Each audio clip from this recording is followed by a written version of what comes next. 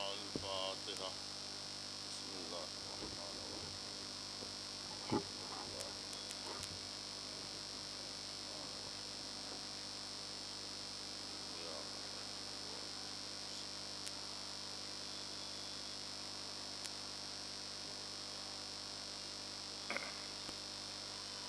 أعوذ بالله من شر الشيطان اللعين الرجيم.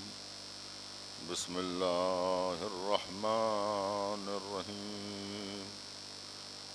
الحمد لله الذي هدانا لهذا وما كنا لنهتدي لولا أن هدانا الله. لقد جاءت رسل ربنا بالحق. الصلاة والسلام على جميع الأنبياء والمرسلين، لا سيما أفضلهم خاتم النبيين محمد صلى الله عليه وآله. صلى الله محمد وآله. الصلاة والسلام على الطيبين الطاهرين المعصومين المظلومين، ولعنة الله على أعدائهم أجمعين. أما بعد، فقد قال رسول الله صلى الله عليه وآله وسلم: إن الحسين مصباح الهدى وسفينة النجاة. صلوات پڑھے محمد.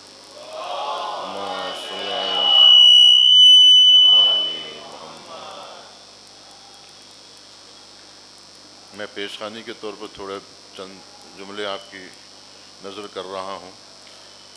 کل جو باتیں میں نے آپ کے سامنے ذکر کی تھیں، فہرست وار دو چار مطالب، اس کی تھوڑی سی وضاحت کر دوں. ایک بات تو کل میں نے آپ کے سامنے یہ کہی تھی کہ دنیا میں مختلف قسم کے جلسات ہوتے ہیں، سیمینارز منعقد کی جاتی ہیں، کانفرنسیں، سمپوزیم، تعزیتی جلسے وغیرہ.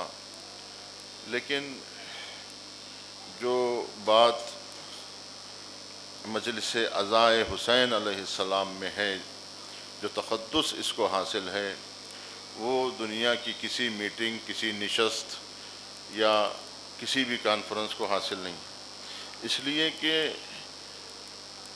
اس کے جو بانی ہیں وہ عام لوگ ہیں، لیکن مجلس کے جو بانی ہیں وہ معصوم ہیں، وہ امام ہیں. امام نے مجلس منعقد کی ہے. اور پھر یہ کہ اس مجلس کے جو عناوین ہیں، جو یہاں جو اس کا موضوع ہے، اس میں بھی تقدس پایا جاتا ہے. قرآن مجید کہہ رہا ہے: وَاذْكُرْ عِبَادَنَا ایوب، وَاذْكُرْ عِبَادَنَا ابراہیم، وَاذْكُرْ عِبَادَنَا داؤد. ہمارے بندے ابراہیم کو یاد کرو، ہمارے بندے داؤد کو یاد کرو، ہمارے بندے ایوب کو یاد کرو، ان کا تذکرہ کرو. حضور فرماتے ہیں کہ علی کا ذکر عبادت ہے. پوچھا گیا کیوں؟ کہا لأنہ ذکرہ ذکری و ذکری ذکر اللہ و ذکر اللہ عبادہ. اس لیے کہ علی کا ذکر میرا ذکر ہے، میرا ذکر خدا کا ذکر ہے، اور خدا کا ذکر عبادت ہے. لہذا علی ابن ابی طالب کا ذکر عبادت ہے، کیونکہ ان کا ذکر اللہ کا ذکر ہے. اللہ ان کے ذکر کرنے کا حکم دے رہا ہے، وہ کہہ رہا ہے کہ تم ان کا تذکرہ کرو، میرے بندوں کا ذکر کرو. تو یہ جو مجلس عزا ہے وہ حکم خدا کے مطابق ہے. اللہ کہہ رہا ہے میرے بندوں کو یاد کرو، اس لیے کہ ان کو یاد کرنا مجھے یاد کرنے کے برابر ہے. لہذا اس مجالس میں یہی وجہ ہے کہ ذکر ابراہیم خلیل بھی ہوتا ہے، ذکر موسیٰ کلیم بھی ہوتا ہے، ذکر عیسیٰ مسیح بھی ہوتا ہے، تمام 1,24,000 پیغمبروں کا ذکر ہوتا ہے. یعنی ذکر حسین میں ذکر خدا ہے، ذکر رسول ہے، اس ذکر میں تمام بندگان خدا کا ذکر شامل ہے۔ گویا امام حسین نمائندہ ہے، ان کا ذکر نمائندگی کے طور پہ کیا جاتا ہے۔ وہ دین جو خلیل لائے تھے، کلیم لائے تھے، مسیح لائے تھے، وہ دین جو غدیر میں مکمل ہوا ہے، الیوم اکملت لکم دینکم کے عنوان سے، اس مکمل دین کی حفاظت کی ہے حسین ابن علی نے۔ لہٰذا یہ مجلس اعزا تقدس رکھتی ہے۔ لہٰذا اس میں آنے والے جو عزادار ہوتے ہیں ان کا بھی اسی طرح احترام کرنا چاہیے، اس لیے کہ یہ سامع ہیں اس ذکر کے، آنے والے یا ذاکر ہیں یا سامع ہیں، اور پھر یہ وہ لوگ ہیں جو بانی ہیں۔ مجلس کے جو بانی ہوں اس کا مرتبہ تو کون ان کے مرتبے کو سمجھ سکتا ہے، جو مجلس کے بانی بنے اور جو لوگوں کو دعوت دے، داعی بنے، داعی بنے۔ اللہ نے داعی کسے کہا؟ مصطفیٰ کو داعی کہا، وَالدَّاعِيَ إِلَى اللَّهِ وَبِإِذْنِهِ سِرَاجًا مُنِيرًا۔ یعنی مجلس کے بانی بننا یہ پیغمبروں کا کام ہے، یہ رسولوں کا کام ہے۔ مجلس کے داعی بننا آسان کام نہیں ہے۔ لوگوں کو ہاتھ جوڑ جوڑ کے بلانا اور وہ لوگ جو قدرداں نہیں ہیں ان کی گویا جو ہے انہیں جھیلنا عام معنوں میں، یہ سب اس وجہ سے کہ ہم بانی بنے ہیں، بانی بنے ہیں، تو لہٰذا جس طرح بانی اسلام کو تکلیفیں پہنچیں ویسے بانی مجلس کے لیے بھی اسے بھی تیار رہنا چاہیے۔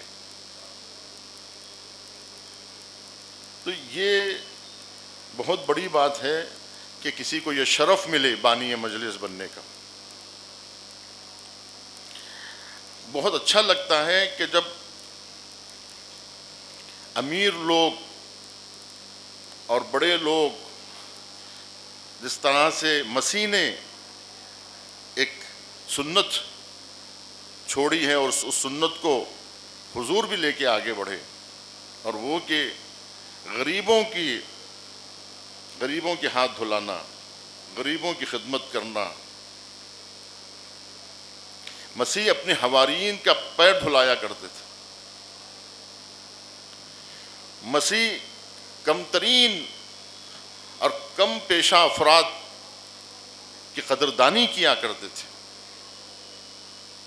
مجلس اعزا میں جب یہ دیکھنے کو ملتا ہے تو ہمیں وہ سنت انبیاء یاد آتی ہے۔ اچھا لگتا ہے کہ جب ہم تہران میں ہوتے تھے، آپ بھی گئے ہوں گے شاہ خراسان میں، جہاں مرحوم کانجی جو تہران کے بازار کے رئیس ہوا کرتے تھے، جب وہ اپنے پیٹ پہ پٹکا باندھ کے جب دیگ سے بریانی نکال کر زائرین کی خدمت کرتے تھے اور عزاداروں کی خدمت کرتے تھے تو کتنا اچھا معلوم ہوتا تھا کہ جب امیر لوگ غریبوں کی تواضع کرتے ہیں تو یہ بہت اچھا لگتا ہے۔ یہ گویا ایسا معلوم ہوتا ہے کہ کچھ سیکھا ہے انہوں نے فرش عزا سے، انہوں نے فرش عزا سے کچھ سیکھا ہے، سیرت انبیاء سے انہوں نے کچھ سیکھا ہے۔ ایسا نہیں کہ امیر ہو گئے ہیں تو غریب زائرین اور غریب عزاداروں کو پلٹ کر بھی نہ پوچھیں، وہ بھوکے ہیں تو ان کو کھانا نہ کھلائیں، وہ پیاسے ہیں تو انہیں پانی نہ پلائیں، ان کے تواضع نہ کریں، یوں سمجھیں کہ وہ ہمارے مہمان نہیں ہیں، وہ حسین ابن علی کے مہمان ہیں، وہ حسین ابن علی کے مہمان۔ اگر آپ کے گھر میں مہمان آتا ہے تو آپ کیا کرتے ہیں؟ حدیث کیا کہتی ہے؟ اکرم الضیف لو کان کافرا، اگر کافر بھی مہمان بن کر آئے تو اس کی ضیافت کرنا چاہیے، کافر بھی مہمان بن کر آئے تو اس کی ضیافت کرنا چاہیے، دشمن بھی آپ کے گھر آئے تو اس کی ضیافت کرنا چاہیے۔ کوئی فرش عزا پر آ رہا ہے تو وہ امام حسین کے نام پر آ رہا ہے، محبت اہل بیت کی کشش اور اس کی جاذبیت سے متاثر ہو کر آ رہا ہے، تو لہٰذا اس کی خدمت کرنا آپ اپنے لیے شرف سمجھیں، یہ نہیں کہ پیسے کا ضیاع سمجھیں، اسراف سمجھیں، نعوذ باللہ، اس کو اسراف نہ سمجھا جائے، اچھی سے اچھی تواضع کی جائے، اور خاص طور پر ان لوگوں کو کہ جو غیر مذہب کے لوگوں کو ہم دعوت دیتے ہیں یا غیر مسلک کے لوگوں کو دعوت دیتے ہیں تو ان کی حد درجہ تواضع کرنے چاہیے، ان کے استقبال کے لیے کھڑے ہونے چاہیے، اور جب تک وہ رہیں ان کے حضور میں کھڑے رہیں، اور اس کے بعد انہیں الوداع کہیں۔ فرش عزا کی عظمت سمجھیں، اور فرش عزا سے جو چیز حاصل کرنا ہے وہ حاصل کریں، اس کو ضائع نہ کریں۔ یہ کفران نعمت ہوگی، یعنی کفران نعمت ہوگی، اور جو کفران نعمت کرتا ہے اس قوم سے یا اس فرد سے وہ نعمت سلب ہو جاتی ہے، اللہ اس کو کسی اور قوم کے حوالے کر دیتا ہے۔ معلوم ہے آپ کو، اگر آپ قدردانی نہیں کریں گے تو کوئی دوسری قوم قدردانی کرے گی۔ مثال کے طور پر آپ کہہ رہے ہیں کہ ہم اپنے رہبر کی تصویر نہیں لگائیں گے، آپ نہیں لگائیں گے تو غیر قومیں لگائیں گی۔ معلوم ہے آپ کو، ابھی کل رات ہم لوگ گزر رہے تھے ایک سبیل کے پاس سے، وہاں جا کے رک گئے کیونکہ وہاں پر 2 تصویریں لگی ہوئی تھیں، اور وہ اہل سنت کی سبیل تھی، اس پر آیت اللہ رئیسی کی تصویر تھی اور قاسم سلیمانی کی تصویر تھی۔ اہل سنت کی سبیل سے کل ہم گزرے، فوٹو بھی ہوگی انشاءاللہ آپ شیئر کریں گے، کہ اہل سنت کی سبیل پر آیت اللہ رئیسی کی اور قاسم سلیمانی کی تصویر، جس پر حکومت جو ہے وہ حساس ہیں، اس کے باوجود بھی انہوں نے اس حساسیت کا خیال نہیں کیا۔ آپ کیا سمجھ رہے ہیں؟ عزاداری آپ تک ایسے ہی پہنچ گئی ہے، ان مراجع کی وجہ سے پہنچی ہے، ان کی خدمات کی وجہ سے۔ امام خمینی کیا کہا کرتے تھے کہ ہمارا انقلاب محرم و سفر کی وجہ سے ہے، محرم و سفر است کے اسلام را زندہ نگہداشت است، محرم و سفر ہے کہ جس نے اسلام کو زندہ رکھا ہے۔ آپ کو معلوم ہے آج نائجیریا میں جلوس اذان نکلتے ہیں تو تصویریں کس کی لے کے سامنے انہوں نے شیعت کو پہچانا ہی خمینی اور خامنئی سے ہے۔ تم اگر شیعہ ہو کر اگر ان کی توہین کر رہے ہو تو اس میں تمہاری اوقات معلوم ہو رہی ہے، ان کا نقصان نہیں ہے، تم اپنا نقصان کر رہے ہو۔ اور میں نے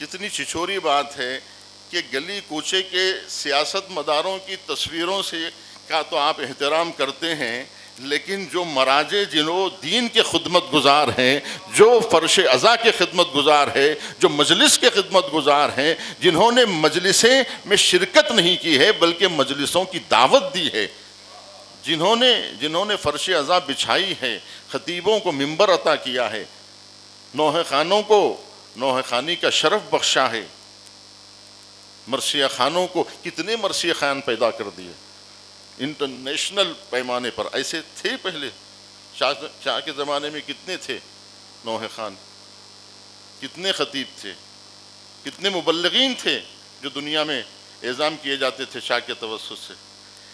آج جو آپ اربعین دیکھ رہے ہیں جہاں ہر مسلک کا آدمی، عیسائی، مسیحی سب آ رہا ہے، یہ انقلاب اسلامی ہی کی تو دین ہے۔ اگر انقلاب اسلامی نہ آتا، وہ لوگ جو صدام کے زمانے میں گئے ہیں عراق، وہ گواہی دیں گے. میں 2004 میں گیا تھا جب صدام معزول ہوا تھا, کوئی نہیں تھے روزے پر. جعفر میاں ہمارے ساتھ تھے. 2 لوگ جو ہیں وہاں روزے امام حسین میں اس وقت, کبھی کبھی تو ہم اکیلے ہی ہوتے تھے. 2004 کی بات میں کر رہا ہوں. تو عرض یہ کرنا ہے کہ یہ انقلاب کی برکات کا اگر آپ خیر مقدم نہیں کرتے ہیں, آپ اگر اس کا احترام نہیں کرتے ہیں, تو یہ آپ کی شرافت پہ حرف آئے گا. بہرحال دنیا سمجھ رہی ہے, منوایا اسے جاتا ہے کہ جس کو منوانے کی ضرورت ہوتی ہے. سورج کے طلوع ہونے کی خبر نہیں دی جاتی, آفتاب خود اپنے آپ کو منوا لیتا ہے نا. آفتاب آمد دلیل آفتاب, آفتاب آمد دلیل آفتاب. سورج کا آنا ہی سورج کے آنے کی دلیل ہے. یہ آج یہ انقلاب سورج کی طرح چمک چکا ہے, جس کی ضیاباریوں سے عالم اسلام ہی نہیں بلکہ تمام دنیا کے انسان اس سے مستفید ہو رہے ہیں. آپ مسلمانوں کو چھوڑیے, غیر مسلمان کتنا متاثر ہو رہے ہیں. انہوں نے اسلام کا یہ چہرہ کبھی دیکھا ہی نہیں تھا. جب بھی اسلام کا چہرہ غیر مسلمانوں نے دیکھا تھا, خصابوں کی نظر سے اسلام کو دیکھا تھا, داعش کی نظر سے دیکھا تھا, القاعدہ کی نظر سے دیکھا تھا, جبہت النصرہ کی نظر سے دیکھا تھا, اور لشکر طیبہ کی نظر سے دیکھا تھا, لشکر جھنگوی کی نظر سے دیکھا تھا, دہشت گردوں کی نظر سے اسلام دیکھا تھا, جس اسلام سے آج خود مسلمان بھی دستبردار ہو رہا ہے, کہہ رہا ہے ہم داعش کا کوئی تعلق نہیں ہے, ہمارا جو ہے القاعدہ سے کوئی تعلق نہیں. آج ہمارے بزرگ لکھنؤ کے نام لے لوں میں ان کے, بہرحال اس وقت جو ہے جس وقت جو خدمات وہ انجام دے رہے ہیں, اور کل وہی سلمان ندوی تھے جو کہہ رہے تھے شیعہ کافر ہے, شیعہ کافر ہے. آج کیوں وہ اس کتاب کے حوالے سے جو منظور نعمانی صاحب نے لکھی تھی کہ انقلاب اسلامی, امام خمینی اور شیعت, یہ در حقیقت لکھی نہیں تھی, لکھوائی گئی تھی. آج ان کے فرزند سجاد نعمانی اس پر شرمندہ ہیں. معلوم ہے آپ کو, یہ دشمنان اسلام کی سازشیں ہیں. یہ بیچارے مسلمان یہ سمجھتے تھے کہ یہ اسلامی ممالک ہیں, دبئی کو اسلامی ملک سمجھتے تھے اور اسے اسلامی ملک سمجھتے تھے. یہ سمجھ کر کتنے لوگ ذاکر نائک بن گئے, کتنے لوگ عالم اسلام میں جو ہے غدار بن گئے, صرف اس وجہ سے کہ ان پر بھروسہ کرتے ہوئے کہ یہ عرب ہے, مسلمان ہے, دیندار ہے, ان سے دھوکہ کھاتے تھے. ارے مسلمانوں کی آنکھیں اس وقت تک نہیں کھلیں گی جب تک کہ وہ کربلا کی نظر سے اسلام کو نہیں دیکھیں گے. اسلام کو امام حسین کی نظر سے دیکھنا ہوگا, امام حسین والا اسلام. اگر مسلمان اس پر راضی ہے کہ یزید والے اسلام پہ باقی رہنا چاہتے ہیں تو پھر وہ اپنی قسمت کا فیصلہ خود کر لیں. اپنی قسمت کا فیصلہ وہ خود کر لیں. نہ صرف مسلمانوں کے درمیان وہ ذلیل ہوں گے بلکہ غیر مسلمانوں کے نزدیک بھی وہ ذلیل و خوار ہوں گے. کتنی بری بات ہے کہ آج پانڈے وانڈے کسی قسم کے لوگ جن کی کوئی حیثیت نہیں ہے وہ مسلمانوں پر ہنس رہے ہیں, اور سنی مسلمانوں کی اگر توہین کر رہے ہیں تو ہم کو بھی اچھا نہیں لگتا ہے, اس لیے کہ وہ بھی ہمارے بھائی ہیں. ہم کو اچھا نہیں لگتا جب ان کا مذاق اڑایا جاتا ہے, اور جب ان سے کہا جاتا ہے کہ عالم اسلام کا ایک بڑا جتھا اور جو ہے اس قسم کی حرکتیں کر رہا ہے. اچھا نہیں لگتا.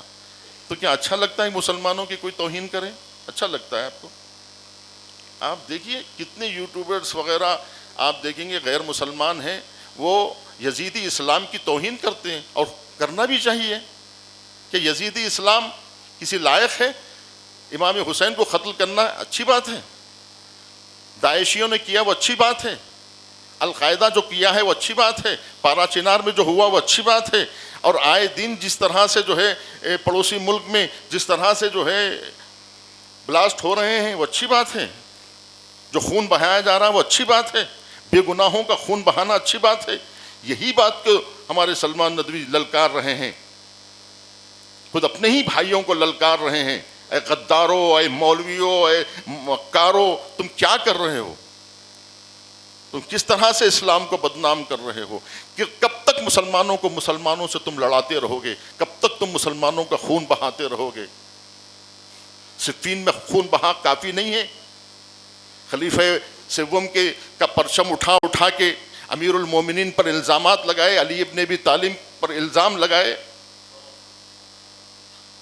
کہ علی قتل عثمان میں شریک ہے۔ علی کا کیا تعلق ہے قتل و غارت گری سے؟ ارے علی کو تو مظلومیت کے عالم میں تم نے شہید کر دیا، حسن مجتبیٰ کو تم نے زہر دیا، فاطمہ زہرا کی شہادت ہوئی مدینے میں، محسن کی شہادت شکم مادر میں ہوئی، تم نے سوال کیا کہ نبی کی 18 سالہ بیٹی کی شہادت کس وجہ سے ہوئی؟ کون سی حکومت ذمہ دار ہے؟ تم نے کبھی آواز اٹھائی؟ کبھی تم نے بنی امیہ کے خلاف آواز اٹھائی، جن کا ظلم آشکار ہے، جنہوں نے عالم اسلام کے خلاف سازشیں کی؟ دیکھیے دو نقطۂ اشتراک خود انہوں نے بھی بیان کیا اور ہم بھی بیان کر رہے ہیں اور کر سکتے ہیں، وہ یہ کہ دو وجہ اشتراک مسلمانوں میں ہے، اس کے باوجود بھی مسلمان متحد نہیں ہونا چاہ رہا ہے۔ ایک یہ کہ محبت اہل بیت جو ہم سارے مسلمانوں کا اشتراک ہے، چاہے وہ شیعہ ہو، چاہے سنی ہو، چاہے وہابی ہو، سب اس بات کے اوپر قائل ہیں کہ محبت اہل بیت جزو ایمان ہے، اور محبت اہل بیت کو تو ہم تو کل ایمان سمجھتے ہیں۔ تو یہ اگر محبت اہل بیت اگر ایمان کا حصہ ہے یا ایمان ہے، جان ایمان ہے، تو یہ تو وجہ اشتراک ہوا کہ محبت اہل بیت پہ سب تیار ہیں۔ اب اگر دشمنان اہل بیت پر بھی اگر سب راضی ہو جائیں، متحد ہو جائیں، تو پھر تولا بھی حاصل ہو جائے گا، تبرہ بھی حاصل ہو جائے گا، سارے کے سارے مسلمان تولا اور تبرعی مسلمان ہو جائیں گے۔ یہی وہ بھی کہہ رہے ہیں اور یہ میں بھی کہہ رہا ہوں کہ تمام کے تمام جتنے مسلمان ہیں وہ مان لیں، اس حدیثوں کو مان لیں جس کا کتمان مسلسل کیا جا رہا ہے۔ اور میں کئی سال سے آپ لوگ گواہ ہیں، اب کی بات اب سے سلمان ندوی صاحب کی تو ہم اب سن رہے ہیں، لیکن میں 10-15 سال سے آپ سے کہہ رہا ہوں یا اس سے پہلے سے بار بار کہ ہم اپنی مجلسوں میں بنی امیہ کے خلاف نہیں بولنے کی وجہ سے یہ ہم شیعہ سمجھتے رہے، یہ ہمارا جو ہے وہ حسن ظن رہا ہے مسلمانوں سے، حسن ظن رہا ہے کہ ہم یہ سمجھتے رہے کہ مسلمان تو یزید کا دشمن ہے ہی، کیا یزید کے خلاف ہم بولیں؟ مسلمان تو بنی امیہ کے پہلے ہی سے مخالف ہیں۔ یہ تو سوشل میڈیا کی دین ہے کہ ہم کو معلوم ہو گیا ہے کہ کتنے ایسے مسلمان بھی ہیں نام نہاد کہ جو دشمنان اسلام اور بنی امیہ کی تائید میں ہیں، جو ابو سفیان کو اپنا لیڈر مان رہے ہیں۔ وہ ابو سفیان جس نے جنگ بدر میں حضور کے خلاف جس نے لشکر کشی کی، جس نے بدر کے شہداء کو شہید کیا، بدریون کو قتل کیا جنہوں نے، وہ بدریون کے قاتل تمہارے دیوتا بن گئے، تمہارے رہنما بن گئے، تمہارے امام بن گئے۔ کیسے مسلمان ہیں؟ ارے میں تو کہتا ہوں کتنے اچھے مسلمان ہیں جو ابو سفیان کو امام ماننے تیار ہے، امام خمینی کو امام ماننے تیار نہیں۔ کیسے کیسے مسلمان ہیں جو ابو سفیان کی خرابی تو نظر نہیں آتی ہے ان کو، معاویہ کی خرابی نظر نہیں آتی ہے، یزید کی خرابی نظر نہیں آتی ہے، واقع حرہ بھول گئے، مدینے کو جو استبل بنایا گیا تھا صحابیات کے ساتھ نعوذ باللہ ان کی عصمت ریزیاں کی گئی تھی، وہ سب یزید کی کارناموں کو بھول گئے۔ اگر یہ وجہ اشتراک کو مسلمان تسلیم کر لیں اور اہل بیت کے دشمنوں کو دشمن مان لیں، یزید کی دشمنی کو تسلیم کر لیں، تو پھر مسئلہ ختم ہو جائے گا۔ تو عزیزان گرامی باتیں بہت ہیں، انشاءاللہ پھر کل اگر موقع ملے تو آپ کے سامنے عرض کروں گا، بات کو یہیں پہ میں تمام کرتا ہوں کہ یہ ان باتوں کا آپ خیال رکھیں اور ان مجلسوں کا احترام کریں، اور یہ 10 دن کو خاص طور پر وقت نکالیں اس 10 دن کے لیے۔ 10 دن کی جگہ کوئی اور ایام نہیں لے سکتے ہیں۔ یہ مت سمجھیے کہ 10 دن ایسے ہی جانے دیجئے اور اس کو جو ہے نظر انداز کریں، نہیں، 10 دنوں کو نظر انداز مت کیجیے. بہت بے لطفی ہو رہی ہے، ہماری کم توجہی کی وجہ سے بہت نقصان ہو رہا ہے، ہمارا بہت بڑا نقصان ہو رہا ہے، آپ کو اندازہ نہیں ہے اس کا. اس وقت پوری دنیا یہ 45 سال سے جو زحمت اٹھا رہی ہے نا ایک قوم، اس نے دنیا سے منوا لیا کہ ہم حق پر ہیں. آج دنیا کربلا سننا چاہتی ہے، سنانے والے کوئی نہیں ہے. ارے آپ اسکول بنانے میں لگے ہوئے ہیں، ایک عاشق پیدا کر دیجئے 200 اسکول بنا دے گا. ایک عاشق پیدا کر دیجئے 200 ہاسپٹل بنا دے گا. مجلسوں کی تم قدر تو سمجھو. تم کہہ رہے ہیں ایک پیسہ نہیں خرچ کریں گے، بخالت کریں گے، بڑے بڑے اسٹوڈیو نہیں لیں گے. میں بار بار کہہ رہا ہوں، میں نے آخر میں وحید میاں سے بھی کہا کہ بھئی دیکھو کوئی بڑی جگہ لیں گے، تم بھی پڑھو ہم بھی پڑھیں گے، آؤ متحد ہو کر عالم اسلام کو نہیں پوری دنیا کے حریت پسند انسانوں کو دعوت دیں گے. لال بہادر اسٹیڈیم چھوٹا پڑ جائے گا جب کربلا کتھا سنائی جائے گی، جب کربلا انسانی ذہنوں کو متاثر کرے گا. ایک ایک حسینی پیدا ہوگا اور ایسے ایسے حسینی پیدا ہو جائیں گے، تم دیکھتے رہنا. پھر حسینی دنیا میں کتنا بڑا انقلاب پیدا کر دیں گے.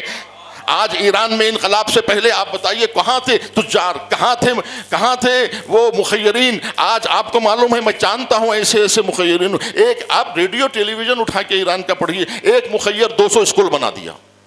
کیا حکومت بنا رہی ہے اسکول؟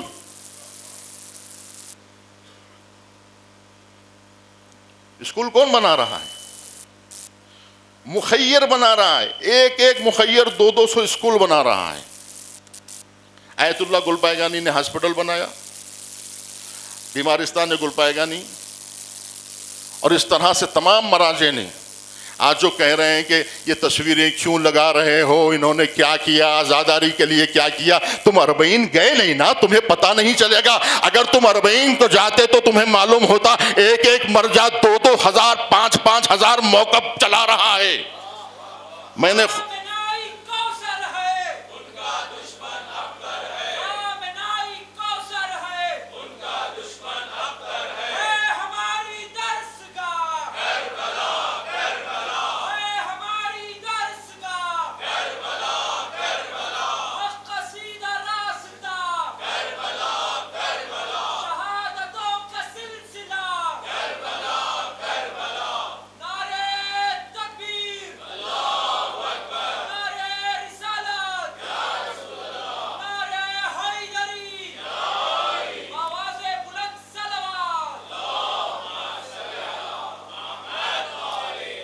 تم لوگ ناقدری کرتے رہو آزاداری کی، تم لوگ ناقدری کرتے رہو کربلا کی. میں دعوے کے ساتھ کہہ رہا ہوں، ایک دن ہندوستان میں آئے گا جب ہندو بھائی کھڑے ہو کر کربلا کی مجلس حسین برپا کریں گے. جب ان کو معلوم ہو جائے گا کہ اس مجلس عزا کی وجہ سے آج ایک ایسی قوم پیدا ہو گئی. کربلا کے علاوہ کوئی قوم پیدا کر کے تو بتائے. اگر کربلا نہ ہوتا تو میں قسم کھا کے کہہ رہا ہوں، خدا کی قسم، ایران کے پاس کچھ نہیں ہے کربلا کے سوا.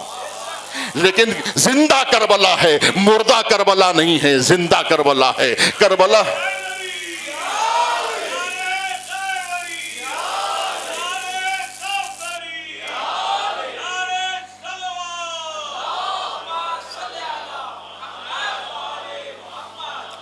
ہم کربلا کا نام لیتے ہیں، انہوں نے کربلا پر عمل کر کے بتایا. ہم کربلا سے صرف یہ دیکھتے کتنی اچھی باتیں پڑھ رہا ہے نوجوان، واہ واہ واہ واہ واہ واہ واہ واہ، سبحان اللہ سبحان اللہ. صرف الفاظ پہ ہم تعریف کر رہے ہیں، لفظوں کی بازی گری ہو رہی ہے، عملی میدان میں کچھ نہیں ہو رہا ہے. میں آخری بات میں آپ سے گزارش کر رہا ہوں، جو چیز دیکھنا ہے آپ کو خطیب کے طور پر، خاص طور پہ مجلس عزا کے خطیب کو کا جو معیار ہونا چاہیے، وہ معیار آپ سن لیجئے. وہ معیار خطیب کے لیے کتنا بہترین پڑھنا، معیار نہیں ہے، کتنی اچھی اردو بول رہا ہے یہ کمال نہیں ہے، کتنے اچھے لہجے میں ڈیلیوری کر رہا ہے الفاظ کی اس کی اہمیت نہیں ہے، کتنے ڈائلاگ بول رہا ہے، کتنے حسین جملے بول رہا ہے، کتنے حسین الفاظ کی لڑی لگا رہا ہے، مخفف اور مسجع عبارتیں پڑھ رہا ہے، اس کی اہمیت نہیں ہے۔ اہمیت لفظی بازی گری کی نہیں ہے۔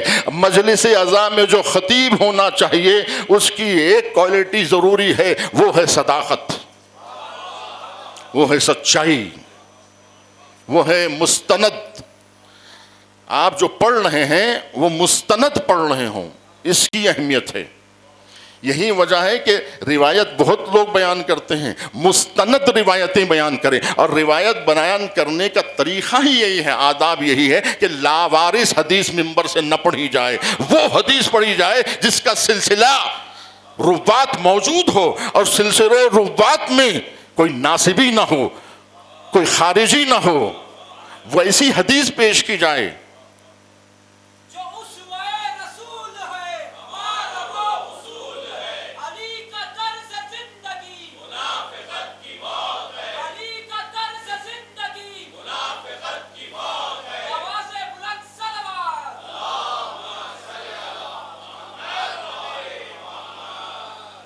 دیکھیے یہاں جعفر صاحب بھی موجود ہے، لکھنؤ کے ہمارے پہلے سفر 2006 لکھنؤ میں نے مجلس میں یہ کہا تھا کہ سب سے آسان جو ہو گیا ہے مولا علی پر گفتگو کرنا۔ اقبال اکیڈمی ہے لیکن ہمارے پاس علی اکیڈمی نہیں ہے۔ اسی وقت پتہ نہیں ابھی زندہ ہے، ضامن صاحب نے کہا تھا کہ میں انشاءاللہ سوچ لیا ہے کہ ضرور علی اکیڈمی دیکھیے اقبال اکیڈمی ہر جگہ ہر شہر میں مل جائے گی۔ اگر آپ سے کہا جائے یا کسی بھی دانشور سے کہا جائے علامہ اقبال پر 15 منٹ بولیے، کہتے مطالعہ کرنا پڑے گا۔ اقبال پر بولنے کے لیے تو مطالعہ کرنا پڑے گا، علی ابن ابی طالب پر گفتگو کے لیے کوئی مطالعے کی ضرورت نہیں ہے۔ کربلا کے بارے میں کہنے کے لیے کوئی مطالعے کی ضرورت نہیں ہے۔ تو بس عزیزان گرامی، بات کو میں ختم کر رہا ہوں۔ وہ اہل حق کی تشنہ دہاں مختصر سپاہ، باطل کا وہ ہجوم کہ اللہ کی پناہ، وہ ظلمتوں کے دام میں زہرا کے مہرماں، تارے وہ فرط غم سے جھکائے ہوئے نگاہ، وہ دل بجھے ہوئے، وہ ہوائیں تھمی ہوئی، وہ ایک بہن کی بھائی پہ نظریں جمی ہوئی، وہ ایک بہن کی بھائی پہ وَسَيَعْلَمُ الَّذِينَ ظَلَمُوا۔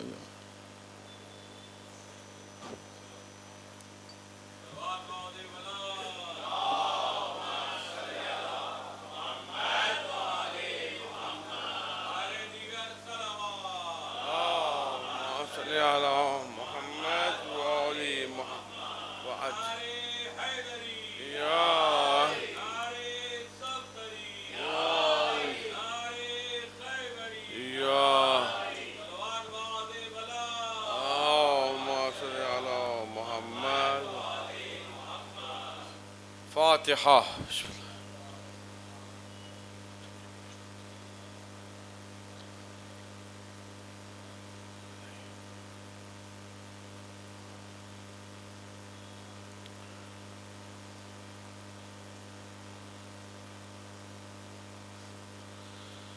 اعوذ باللہ من الشیطان اللعین الرجیم، بسم اللہ الرحمن الرحیم۔ الحمد للہ الذی ہدانا لہذا وما كنا لنہتدی لولا ان ہدانا اللہ، لقد جاءت رسل ربنا بالحق، والصلاة والسلام والتحیۃ والاکرام علی النبی الامی المکی المدنی القرشی الہاشمی مولانا سید العرب والعجم، جسمہ مطہر مقدس معطر، نور الہدی مصباح الظلم، شفیع الامم، صاحب جود والکرم، مولانا محمد مصطفیٰ وعلی علی مرتضیٰ وعلی فاطمۃ الزہراء بنت محمد مصطفیٰ وعلی حسن مجتبیٰ وحسین مظلوم بکربلاء، اللہم والی من والاہم وعاد من عاداہم وانصر من نصرہم واخذل من خذلہم، الذین اذہب اللہ عنہم الرجس اہل البیت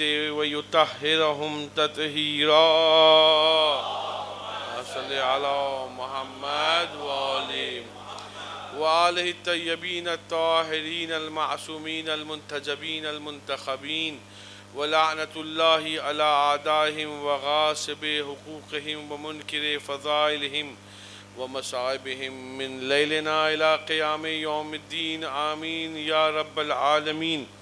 اما بعد فقد قال رسول اللہ صلی اللہ علیہ وآلہ وسلم مثل اہل بیتی کمثل السفینۃ النوح. صلوات بھیجے بر محمد صلی علی محمد وآلہ. عزیزان محترم، ایک مکمل مجلس ہو گئی ہے اور اس مجلس کے بعد حالانکہ کچھ کہنا بالکل بہت سخت ہے، تو میں 2-4 منٹ فضائل کے اور ایک پیغام آپ کی خدمت عالیہ میں پہنچاتے ہوئے ربط مصائب، اور انشاءاللہ پھر دعاؤں سے نوازیے گا کہ یہ ہماری جو ہے فرش عزا بہترین درسگاہ ہے. اور میں نے اسی سلسلہ مجالس میں ایک جگہ پہ یہ بھی کہا تھا کہ یہ فرش عزا وہ بہترین جگہ ہے جہاں پر وقت کے امام کا سچا سپاہی بنایا جا سکتا ہے. مطلب آپ کے پاس میں نے کہا میں اپنی باتیں جو ہیں یوتھ کے لیے پڑھتا ہوں، جنریشن کے لیے اپنے پڑھتا ہوں. میرے یوتھ کے پاس اتنی ٹائم نہیں ہے میرے بھائی، تو جو کچھ اس کو لینا ہے اسی فرش عزا سے لینا ہے، جو کچھ اس سے سیکھنا ہے اسی فرش عزا سے سیکھنا ہے. دیکھیے، محبت کا دعویٰ تو بہت سارے لوگ کرتے ہیں، لیکن محبت میں کیسی صداقت ہونی چاہیے، کتنی صداقت ہونی چاہیے، یہ امپورٹنٹ ہے. خطباء اور ذاکرین اکثر یہ بتاتے ہیں کہ علی کے شیعہ کو کچھ نہیں ہونے والا قبر میں. جوانوں، بیدار ہو کے اس جملے کو سننا، یہ حقیقت ہے کہ علی کے شیعوں کو کچھ نہیں ہونے والا قبر میں، بغیر سوال و جواب کے چلے جائیں گے. لیکن یہ بھی تو بتاؤ اس شیعہ کا معیار کیا ہے، یہ بھی تو بتاؤ شیعہ کا معیار کیا ہے. تم تو بتاتے ہو شیعہ ایسے، پھر تیار کیوں نہیں کرتے ویسے شیعہ؟ پھر ویسے شیعہ تیار کیوں نہیں کرتے؟ ویسے تیار کرو، تمہاری بات بالکل حق ہے. دھوکہ نہ دو پبلک کو، بتاؤ کہ شیعہ کی منزل کیا ہے اور پھر کوشش کرو ویسے ہی شیعہ بناؤ.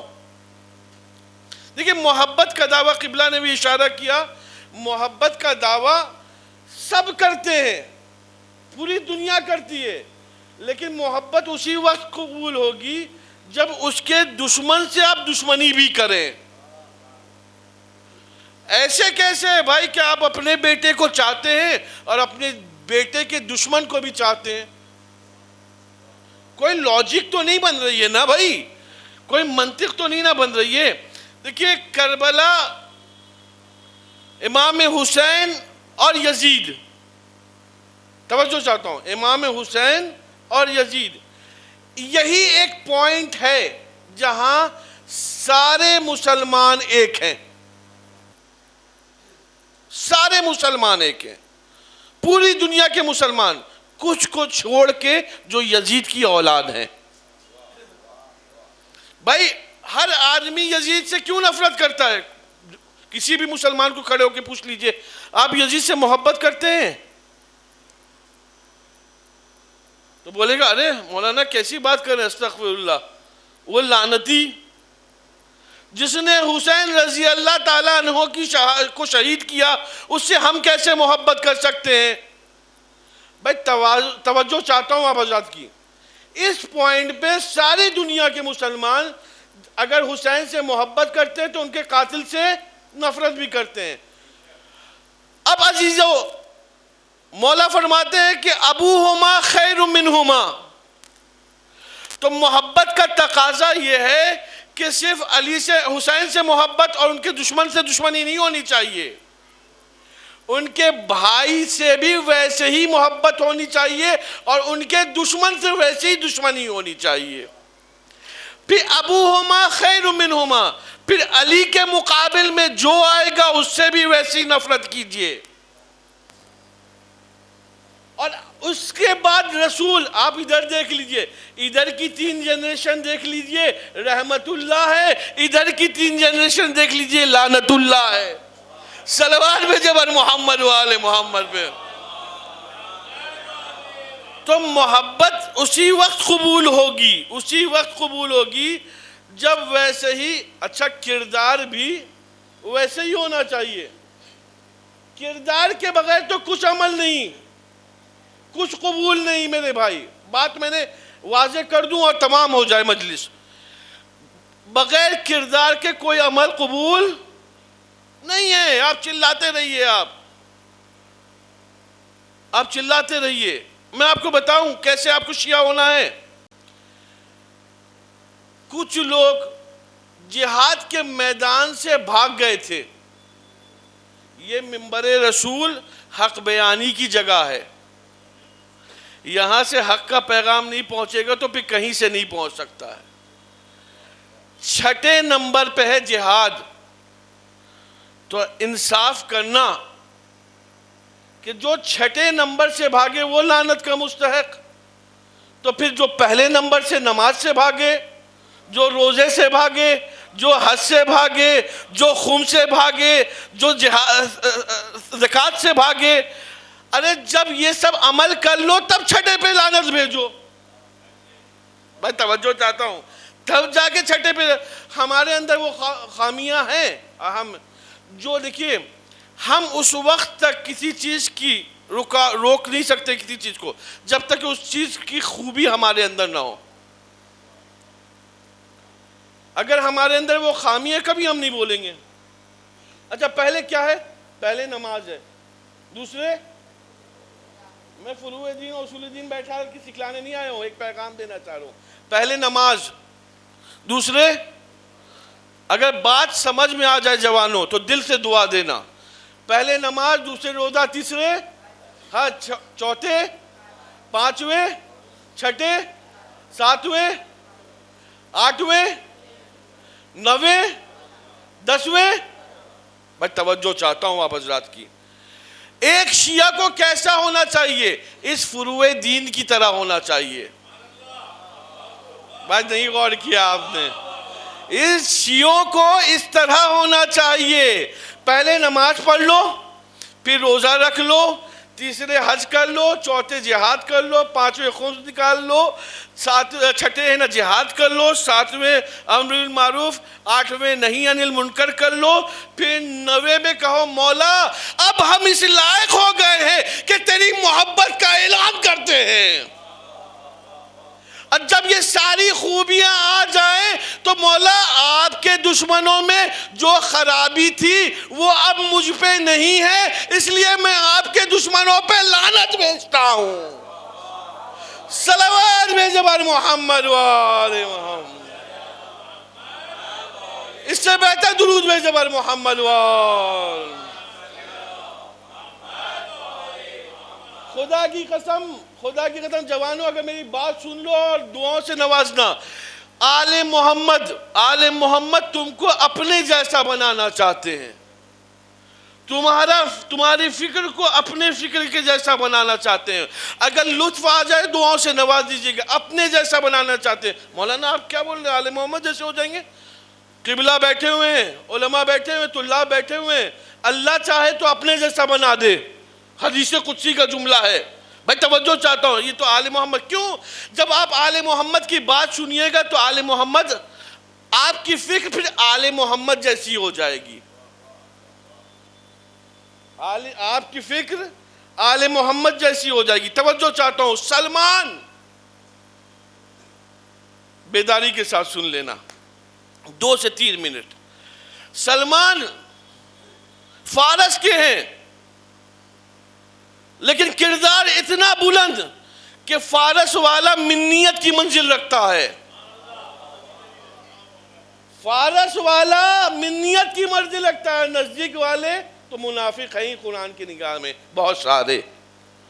ٹھیک ہے, کردار امپورٹنٹ ہے. اب یہ بتائیے, یہ خندق کس نے مشورہ دیا تھا کھولنے کا؟ آپ سنتے آئے ہیں خطبہ کو. خندق کا مشورہ کس نے؟ میں میدان خندق نہیں پڑھنے والا ہوں، لیکن مجھے بتاؤ یہ خندق کا مشورہ کس کا تھا؟ جناب سلمان کا تھا نا۔ جب سب خندق کھود رہے تھے، سب خندق کھود رہے تھے، جتنے اصحاب جناب سلمان، اچھا ہمارے پر عجیب الزام لگایا جاتا ہے کہ ہم اصحاب کی نا تعریف نہیں کرتے۔ یہی الزام تو ہم سامنے والے پہ لگا سکتے ہیں، نہیں غور کیا؟ یہی الزام تو ہم سامنے والے پہ لگا سکتے ہیں۔ ہم نے تو کبھی کسی مولوی کے منہ سے سلمان کی تعریف ہوتے ہوئے نہیں دیکھا، ابو ذر کی تعریف ہوتے ہوئے نہیں دیکھا، مقداد کی تعریف ہوتے ہوئے نہیں دیکھا، مالک اشتر کی تعریف ہوتے ہوئے نہیں دیکھا۔ ارے ہم جس کو صحابی مانتے ہیں آپ مانتے ہی نہیں ہیں۔ ہم نے تو آج تک نہیں دیکھا آپ نے تعریف کی ہو ایک سلوار بھیجے بر محمد و آل محمد۔ اچھا سب خندق کھول رہے تھے، سب خندق کھود رہے تھے، سارے کے سارے خندق کھود رہے تھے۔ توجہ چاہتا ہوں، جتنے خندق کھود رہے تھے نا سب نعت پڑھ رہے تھے نبی صلی اللہ علیہ وسلم کی۔ ایک درود بھیجے محمد و آل محمد۔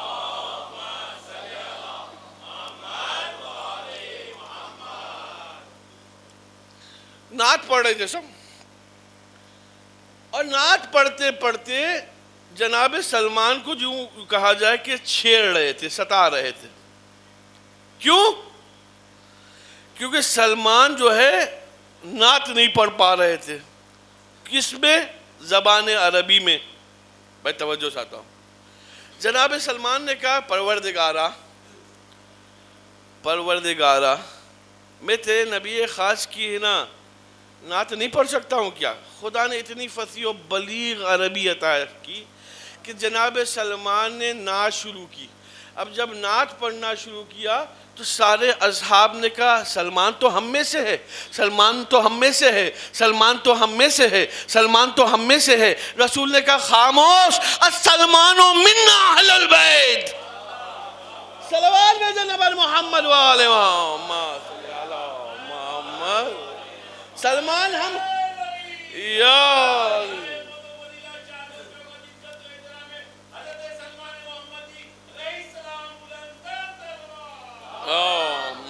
صلی اللہ محمد۔ اب تاریخ اگر آپ کی نگاہ میں ہو تو میں اپنی بات کو دلیل کے طور پر پیش کر دوں کہ سلمان کی فکر آل محمد کی فکر تھی۔ سلمان نے اپنے مقام کو اتنا بلند کیا کہ آل محمد نے کہا سلمان ہم میں سے ہے۔ تاریخ یاد ہے یا نہیں؟ جنگ احد کس سن میں ہوئی ہے؟ جوانوں خاموش نہیں رہنا، بہت تکلیف ہوگی اگر اس جملے پہ نہیں بولے۔ جنگ احد کون سے سن میں ہوئی؟ کہا 3 ہجری میں۔ جنگ خندق کس میں ہوئی؟ 5 ہجری میں۔ مشورہ کس کا تھا خندق کھودنے کا؟ سلمان کا۔ میں کہوں گا سلمان آپ کا مشورہ کیوں تھا کہ خندق کھودا جائے؟ کہا اس لیے تھا کہ عمرو بن عبدود اندر نہ آ سکے۔ نہیں غور کیا آپ نے؟ عمرو بن عبدود اندر نہیں آ سکتا، اندر تو آ گیا عمرو بن عبدود۔ نہیں غور کیا آپ نے؟ اندر تو آ گیا عمرو بن عبدود، تو اس کی وجہ سے تو سلمان کا مقصد تو فوت ہو گیا۔ سلمان کا مقصد تو فوت ہو گیا کیونکہ عمرو بن عبدود اندر آ گیا۔ نہیں غور نہیں کیا آپ نے۔ سلمان نے خندق اس لیے نہیں کھدوائی تھی کہ باہر والا اندر نہ آ سکے۔ سلمان نے خندق اس لیے کھدوائی تھی کہ اندر والے باہر بھاگ نہ سکے۔ صلوات بھیجو بر محمد و آل محمد۔ اس سے بہتر درود بھیجو بر محمد و آل محمد۔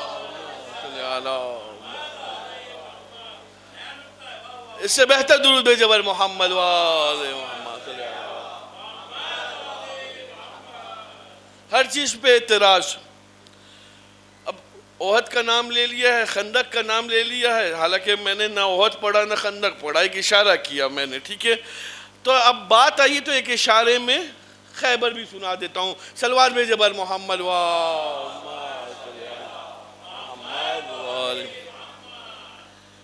دیکھیے جنگ خیبر میں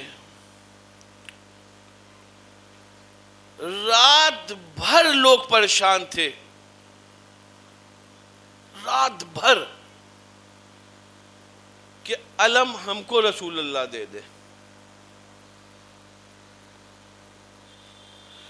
رات بھر پریشان تھے کہ علم ہم کو رسول اللہ دے دے. ان کا دماغ کہاں خراب ہوا؟ جب علم علی کے ہاتھ میں دے دیا گیا. میں سوچ رہا تھا میرے بھائی، بہت زیادہ سوچ رہا تھا کہ یہ جو فتویٰ لگاتے ہیں کہ علم کا اٹھانا بدعت ہے، یہ علم کا اٹھانا بدعت ہے، میں سوچ رہا تھا یہ ہیں کون؟ توجہ چاہتا ہوں، یہ علم کا اٹھانا جو بدعت ہے، جو فتویٰ لگاتے ہیں، یہ ہیں کون؟ پتا چلا کہ یہ پکا ان کی اولاد میں سے ہیں جن کو خیبر کے دن علم نہیں ملا تھا. صلوات بھیجے بر محمد والے محمد صلی اللہ. آج آئیے ایک علمدار کا تذکرہ کرتے ہیں. ایسا علمدار جو اہل حرم کے لیے ڈھارس تھا، جو اہل حرم کے لیے ڈھارس تھا. مل کے السلام علی الحسین وعلی علی ابن الحسین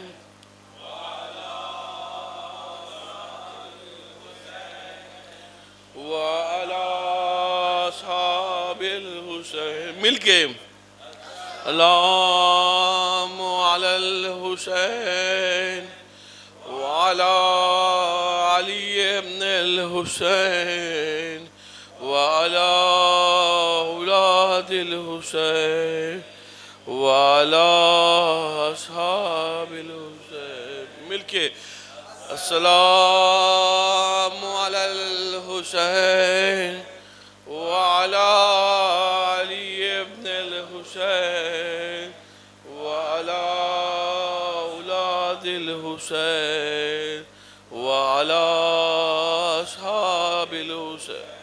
آئیے آج کربلا چلتے ہیں. کربلا اور مصیبت خود محسوس کیجئے. مصائب سننے اور سنانے کی چیز نہیں ہوتی ہے. مصائب کو احساس کیجئے کہ آل محمد پہ کیسی مظلومیت آئی ہے. یہ علمدار صرف ایک بار اس نے اجازت نہیں مانگی مولا سے. میرے آقا میرے مولا ہر بار اجازت مانگتے ہیں. مولا یہ کہہ کے کہتے ہیں کہ اے عباس تم میرے لشکر کے سل پہ سالار ہو. انصار چلے گئے، اقربا چلے گئے، مولا آئے، مولا عباس تشریف لائے، کہا آقا اجازت دیجئے. اجازت مانگا، کہا اب بھیا عباس تم میرے لشکر کے سپاہ سالار. مولا عباس نے کیا کہا؟ وہ مولا وہ لشکر ہی کہا جس کا میں سپاہ سالار. مولا میرے گود کے پالے ہوئے مارے گئے، میرے گود کے پالے ہوئے مارے گئے. اللہ اکبر. یہ بات ہو ہی رہی تھی کہ خیمے سے آواز اٹھی العطش العطش العطش. مولا حسین نے کہا یہ آواز سنائی دے رہی ہے عباس؟ کہا جی مولا. کہا ایک کام کرو پہلے پانی لے آؤ. اللہ اکبر. مولا عباس نے مشکیزہ اٹھایا، پشت فرس پہ بیٹھے. تاریخ نے کہا کہ ان کے جو پرچم پہ لکھا ہوا تھا وہ یہ لکھا ہوا تھا کہ نصر من اللہ وفتح قریب. مولا نے اس پرچم کو لیا اور اس پہ لکھا انا للہ.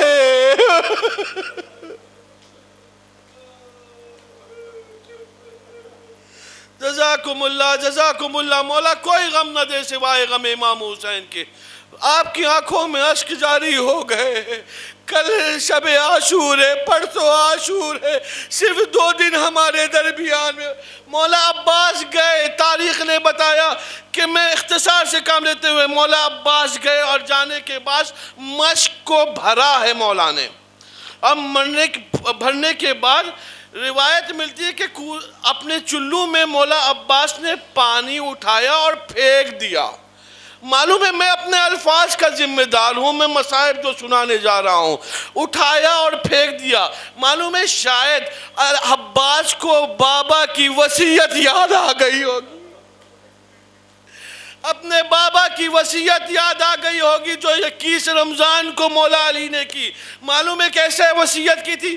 عباس کو اپنے سینے سے علی نے لگا کر کہا تمہیں معلوم ہے تم جب نہر پہ قبضہ کر لینا، ہاتھ میں جب پانی لے لینا تو پانی پھینک دینا، پانی پینا نہیں، میرا حسین پیاسا ہوگا.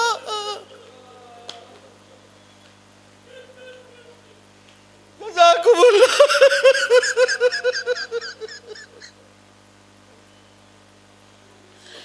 مولا عباس نے ہمیشہ اپنی ساری زندگی کہا آقا آقا آقا، اپنے مولا کو آقا کہا، کبھی بائی نہیں کہا. اب عجائب سنیے آپ. تاریخ نے کہا دایاں ہاتھ بازو قلم ہوا مولا کا، پھر بایاں بازو قلم ہوا. روایت ہے کہ مولا نے اپنے آپ کو، اپنے سر کو جھکا کے مشق بچانا چاہا. ایک تیر مشق پہ جا کے لگا، عباس کی یاد بہ گئی. جزاکم اللہ، جزاکم اللہ. شہزادی آپ کی عزاداری کو قبول کرے. تاریخ نے بتایا کہ ایک تیر ایک ملعون نے ایسا لگایا جو عباس کی آنکھوں میں جا کے پیوند ہو گیا. اللہ اکبر. ادھر دیکھیے میرے جوانوں، میرے بھائیوں، ادھر دیکھیے. عباس پوچھتے فرش پہ، عباس پوچھتے فرش پہ. کوئی بھی اگر آنکھ میں کوئی چیز اڑتی ہوئی آتی ہے نا، سب سے پہلی چیز جو دفاع کرتی ہے وہ ہوتی ہے آنکھ. عباس کو تیر لگ گیا، بازو نہیں تھے. جزاکم اللہ، جزاکم اللہ.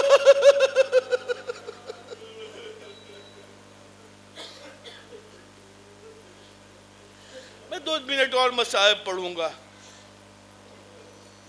تاریخ نے بتایا کہ عباس، ادھر دیکھیے، عباس کی آنکھوں میں جب تیر لگا ہے نا، جوانوں ادھر دیکھو اور محسوس کرنا مصیبت کو حضرت عباس کی. جب تیر لگا ہے نا، مولا نے اپنے گھٹنوں کو سمیٹا اور تیر کو نکالنے کی کوشش کی.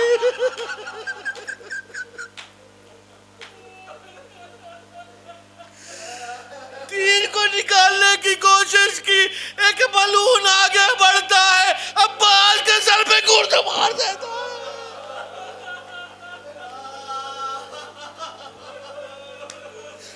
جزاکم اللہ، جزاکم اللہ. عباس پوچھتے فرش سے زمین پہ آتے.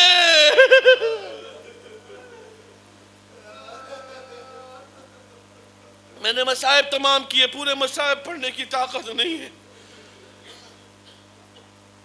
تاریخ کا ایک جملہ اور بیان کرتا ہوں. مولا عباس نے جب مدد کے لیے بلایا ہے نا، اور مولا حسین کے آنے کے درمیان ایک ملعون نے آواز بلند کی، اگر کسی کو علی سے دشمنی ہے آگے بدلا عباس سے نکال.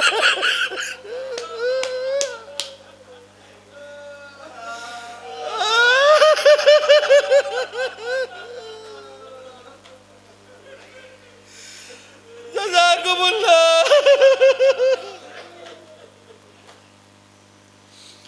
بس عزیزوں، میں نے مصائب تمام کیے. مولا عباس آئے، مولا عباس کے پاس امام حسین آئے، ان کے سر کو اپنے زانوں پہ رکھا. کہا آقا میری ایک خواہش ہے آقا کہ جب میں دنیا میں آیا تھا نا سب سے پہلے آپ کے چہرے انور کی زیارت کی تھی آقا جب جانا ہے تب بھی میں آپ کے چہرے کی اور میں شاید میں جملہ احساس کر لیجئے گا اس جملے کو شاید مرنے کے لیے کافی ہو اس جملے کو احساس کر لیجئے گا یہ خواہش بھی عباس نے کیوں کی معلوم ہے اگر عباس کے بازو سلامت ہوتے تو تین نکالنے کی بھی خواہش نہ کرتے تین نکالنے کے بھی خواہش نہ کرتے مولا عباس مولا نے بس میں نے آخری جملہ مصائب کا زانو پہ سر رکھا تین نکالا ایک آنکھ میں تیر ہے اور ایک آنکھ میں مولا کے خون لگا ہوا ہے اپنے دامن سے مولا نے صاف کیا جیسے صاف کیا نا مسائب میں پڑھ رہا ہوں میں ذمہ دار ہوں میں حوالہ چاہیے مجھ سے آ کے حوالہ لے لیجئے گا تاریخ نے کہا جب آنکھ صاف کیا نا حضرت عباس گریا کرنے لگے حضرت عباس گریا کرنے لگے امام حسین نے ایک جملہ کہا عباس گریا کیوں کر رہے ہو عباس گریا کیوں کر رہے ہو معلوم ہے مولا عباس نے کہا میں اس لیے گریا کر رہا ہوں کہ آقا جب پشت فرس سے زمین پہ آیا آپ میری مدد کے لیے آئے میری آنکھوں سے خون کو صاف کیا میرے سر کو اپنے زانو پہ رکھا ارے تھوڑی دیر کے بعد آقا آپ خود زمین پہ آئیں گے کوئی زانو نہ ہوگا کوئی آپ کہتے ماتم حسین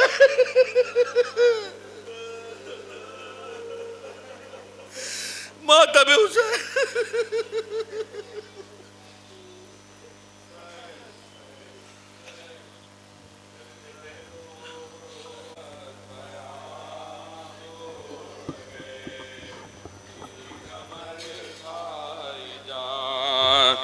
روتی ہے خیمے میں سکینہ یہاں سوتے ہیں اب ہاں کرتے تھے رو رو کے یہ حضرت بیاں توڑ گئے میری کمر یار مر گیا کہ بر پدر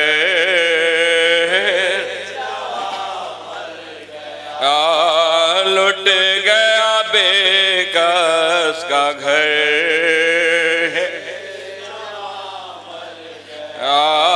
تھام لو میری کمر گیا صدقے کرو لاش پر یا قوت بازو میرا کیا ہو گیا زینت پہلو میرا کیا ہو گیا عاشق دل جو میرا کیا ہو گیا علی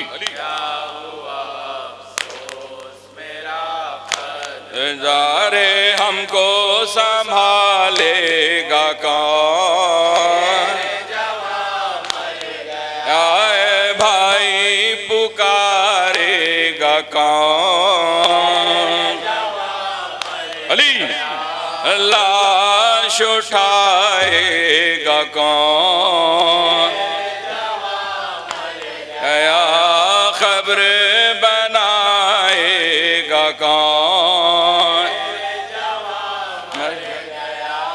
کیا ہوا سخائے سکینہ کو کس نے کیا میرا بھرا گر تباہ کیا ہوئی عباس برادر کی چاپ گئی وہ ہاں ارے کون خبر لے میری ارے کسی تلخ ہوئی زندگی ارے چلتی ہے دل پر چھری گیا توڑو نہ غربت میں میری آس اٹھو دیکھو حسین آیا ہے عباس اٹھو روتا ہے مظلوم بسد یاس اٹھو اٹھو جان کرتے تھے رو رو کے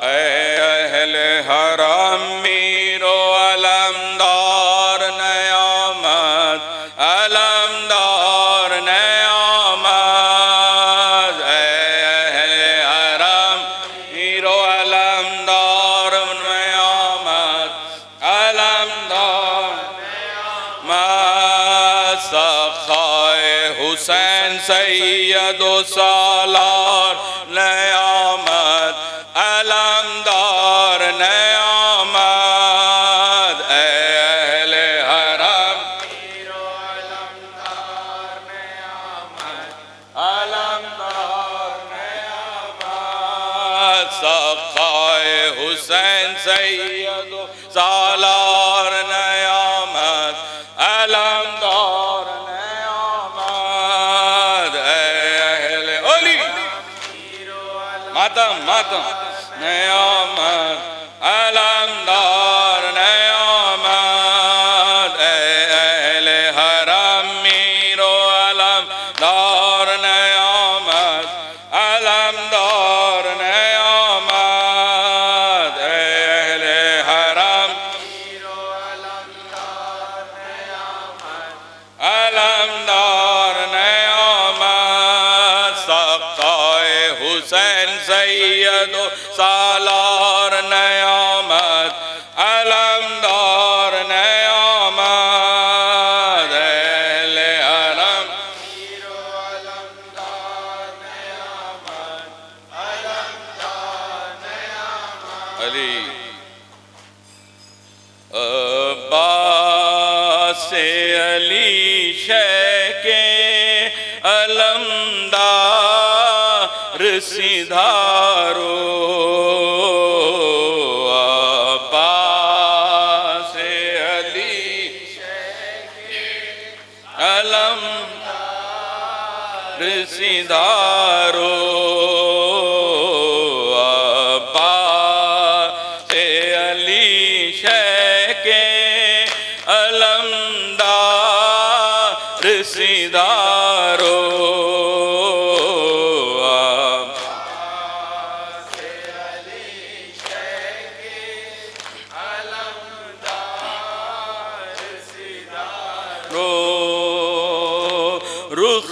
رخصت کے لیے آئے ہیں عباس دلاور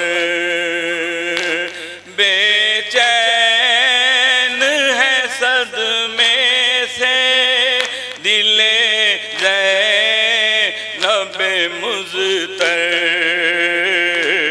نظریں کبھی بازو پا کبھی بھائی کے رخ پر نظریں کبھی بازو پا کبھی بھائی کے رخ پر نوحۂ زباں پر کے وفادار سدھارو عباس علی شہ کے علمدار سدھارو عباس علی علمدار سدھارو جب تک میرے بھیا تیرے بازو ہے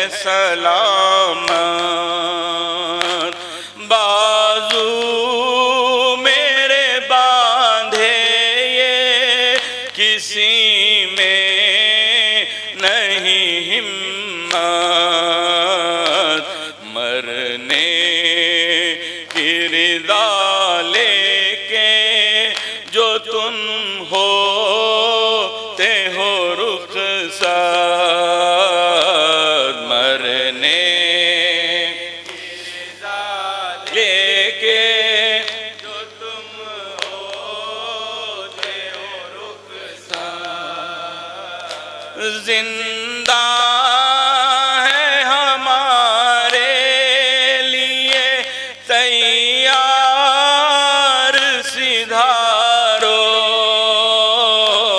عباس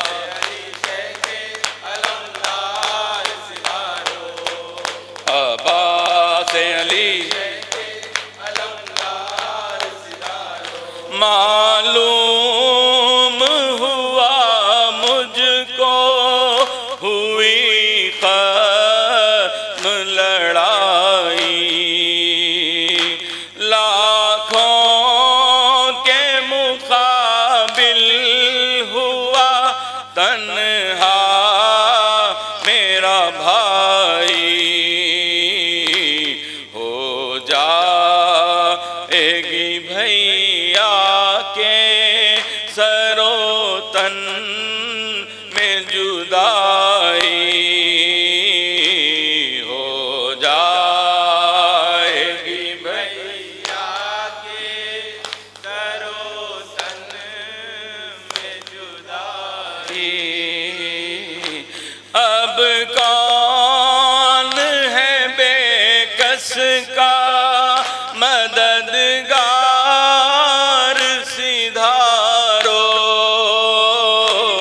عباس علی شیخ علمدار سدھارو، عباس علی شیخ علمدار سدھارو، چادر میری چھن جائے گی جب تم نہ رہو گے،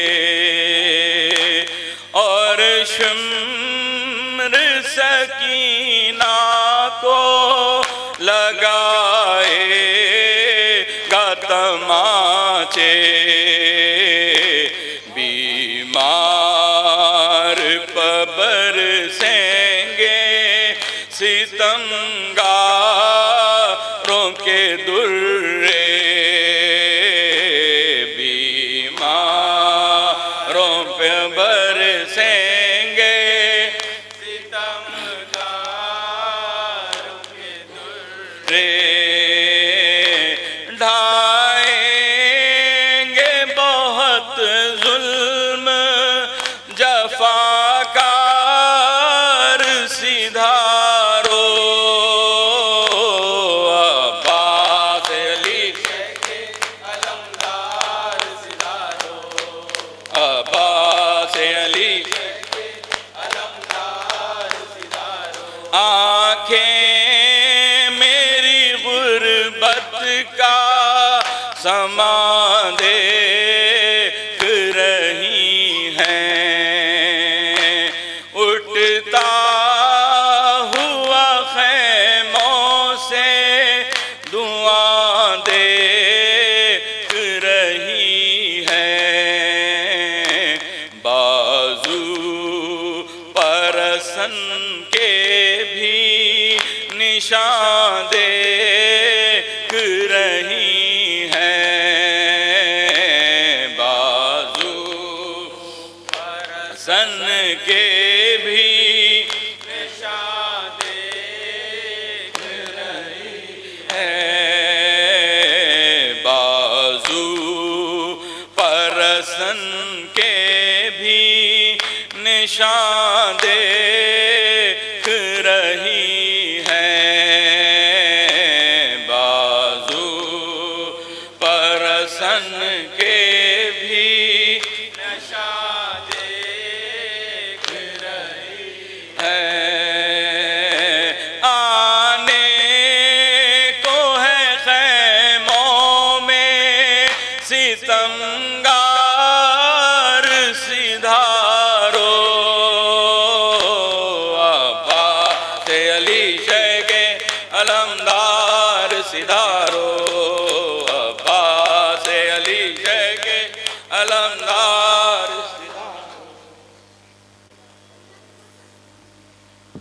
ہائے میرے عباس، ہائے میرے عباس، ہائے میرے عباس، ہائے میرے عباس، جب ردا سر سے چھنی میں صدا دیتی رہی، تو نہ آیا غازی، جب ردا سر سے چھنی میں صدا دیتی رہی، تو نہ آیا غازی، آل عمران کہاں اور زندان کہاں، یہ بہن قید ہوئی، تو نہ آیا غازی، جب ردا سر سے چھنی میں صدا دیتی رہی، تو نہ آیا غازی، ہم کو پانی نہ ملے تیری خوشبو تو رہے، تیرے بازو نہ کٹے چاہے مشکی سچ دے، یہ مگر ہو نہ سکا تیرے بازو ہیں جدا، مجھ پہ ہے تشنا لبی، تو نہ آیا غازی، جب ردا سر سے چھنی میں صدا دیتی رہی، تو نہ آیا غازی، دھوپ میں تو تھا شجر تجھ سے آباد تھا گھر، ہے برہنا میرا سر، کیا نہیں تجھ کو خبر، اے علمدار وفا، اس بہن کو باخدا تجھ سے ڈھارس تھی بڑی، تو نہ آیا غازی، جب ردا سر سے چھنی میں صدا دیتی رہی، تو نہ آیا غازی، آ گئی شام علام، لٹ گئے اہل حرم، ریت پر جلتی ہوئی ہو گیا ٹھنڈا علام، پرسہ دینے کے لیے مجھ سے ملنے کے لیے آ گئے بابا علی، تو نہ آیا غازی، جب ردا سر سے چھنی میں صدا دیتی رہی، تو نہ آیا غازی، کتنی بے باس تھی بہن اے شہنشاہ وفا، نام لے لے کے میرا جب یہ ظالم نے کہا، ناز تھا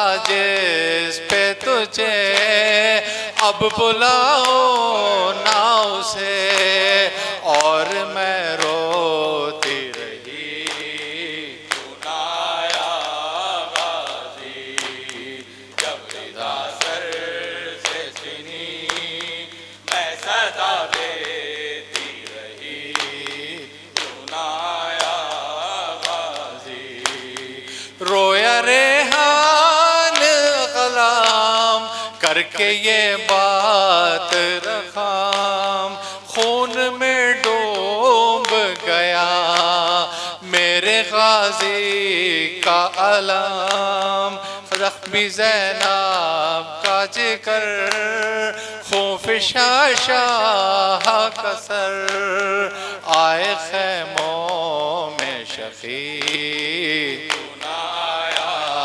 غازی جب ردا سر سے چھنی میں صدا دیتی رہی تو نہ آیا غازی آل عمران کہاں اور زندان کہاں یہ بہن قید ہوئی تو نہ آیا غازی.